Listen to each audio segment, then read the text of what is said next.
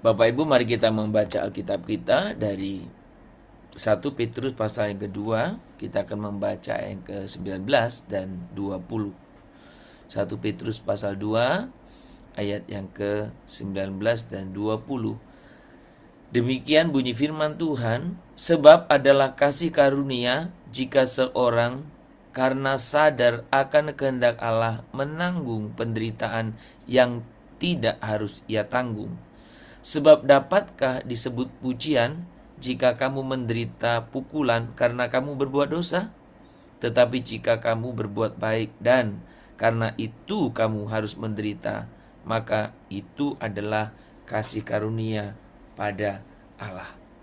Bapak Ibu, pagi ini tema renungan kita adalah taat meski nama baik dipertaruhkan. Salah satu hal yang kita bisa lihat dalam kisah sekitar Natal adalah hal ini. Taat kepada Tuhan meskipun nama baik dipertaruhkan. Hampir semua, kalau boleh saya katakan ya mungkin bukan semua lah ya. Tapi kalau kita melihat baik bagaimana Maria, bagaimana Yusuf, bahkan mungkin orang Majus taat meski nama baik dipertaruhkan. Ada kesamaan. Ada kesamaan, bahkan mempertaruhkan termasuk kehidupannya. Kalau kita melihat bagaimana reaksi atau respon-respon terhadap berita Natal.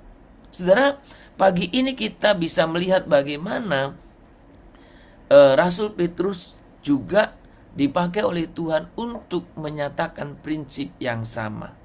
Bagaimana kita taat meski kita mempertaruhkan nama baik kita. Ketika kita berbicara tentang sukacita dalam masa-masa Advent ini, sukacita yang sebenarnya lahir ketika hati kita selaras dengan kehendak Tuhan Allah. Jadi sukacita itu beberapa kali saya sampaikan kepada kita bukan karena situasi di luar kita, bukan karena kondisi yang bagus, tetapi bagaimana kondisi dalam hati kita, relasi atau kehidupan yang selaras dengan kehendak Allah, itu yang mendatangkan sukacita. Bahkan ketika ketaatan kita membawa konsekuensi yang sulit atau yang pahit, kita tetap bisa bersukacita. Sudah dalam bagian ini, kalau kita melihat di sini, dibedakan bagaimana firman Tuhan membedakan antara penderitaan yang sia-sia dan penderitaan yang bernilai. Jadi tidak semua penderitaan itu bernilai. Tidak semua penderitaan itu sesuatu yang disebut kasih karunia. Ya. Penderitaan yang bernilai adalah penderitaan yang karena berbuat baik dan taat kepada Allah. Kalau menderita oleh karena kesalahan kita sendiri, itu bukan penderitaan yang bernilai. Jadi jangan menganggap bahwa semua penderitaan yang kita alami, oh ini adalah kasih karunia. Kasih karunia adalah ketika saya dan saudara untuk berbuat baik, atau karena ketaatan kita kepada Allah, kita harus menderita. Saudara, ketika kita berbicara tentang ketaatan, ketaatan merupakan respon sebenarnya kasih kita kepada anugerah Allah yang bekerja dalam diri kita. Anugerah itu tidak hanya mengampuni, tetapi membentuk karakter kita. Ketika saya dan saudara memilih tetap jujur meski difitnah, memilih tetap setia meski reputasi dirusak, di sanalah kekudusan hidup sedang dikerjakan oleh kasih karunia Allah.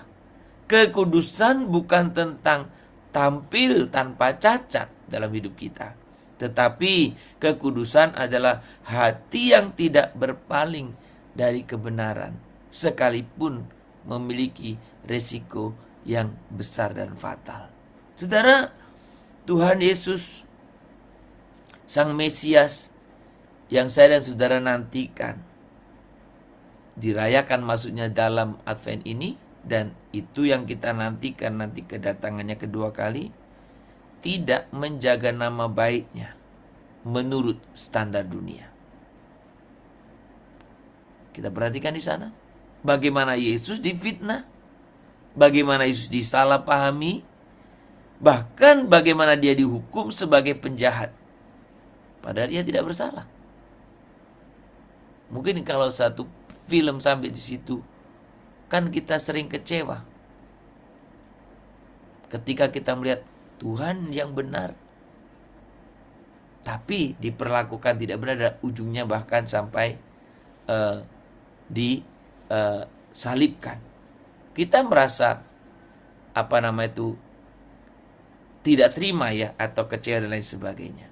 Tapi justru disitulah kita bisa melihat, dalam situasi itu kita diperlihatkan bagaimana ketaatannya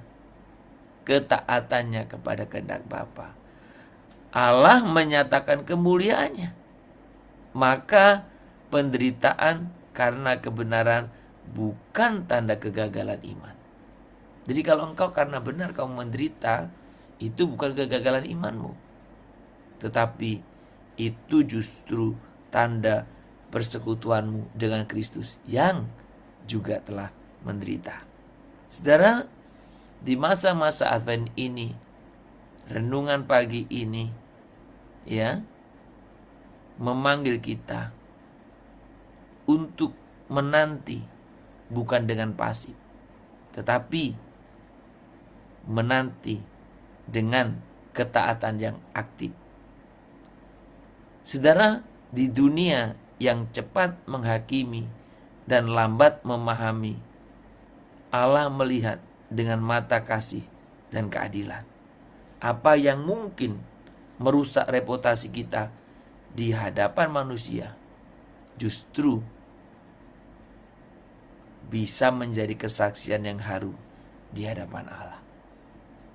Jadi belajarlah untuk tetap taat, sekalipun nama baikmu dipertaruhkan. Ketika Tuhan menuntutmu untuk taat, setia, belajarlah untuk taat dan setia, sekalipun sekali lagi nama baikmu dipertaruhkan.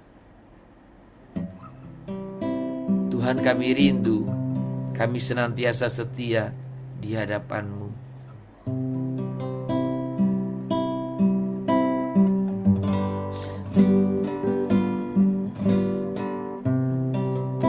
Kami rindu ya Tuhan, kami setia.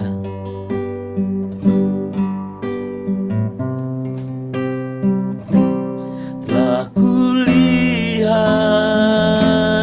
kebaikan-Mu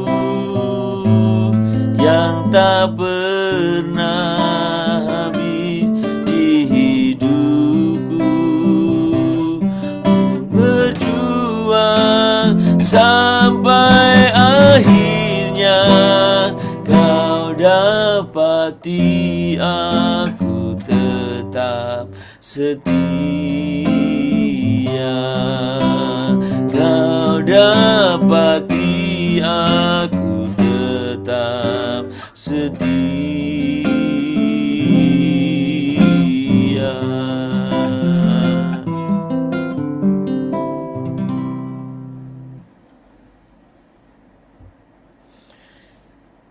Ya Tuhan Allah, sumber anugerah, di tengah penantian akan kedatangan-Mu, ajarlah kami setia ketika ketaatan itu bahkan menuntut pengorbanan.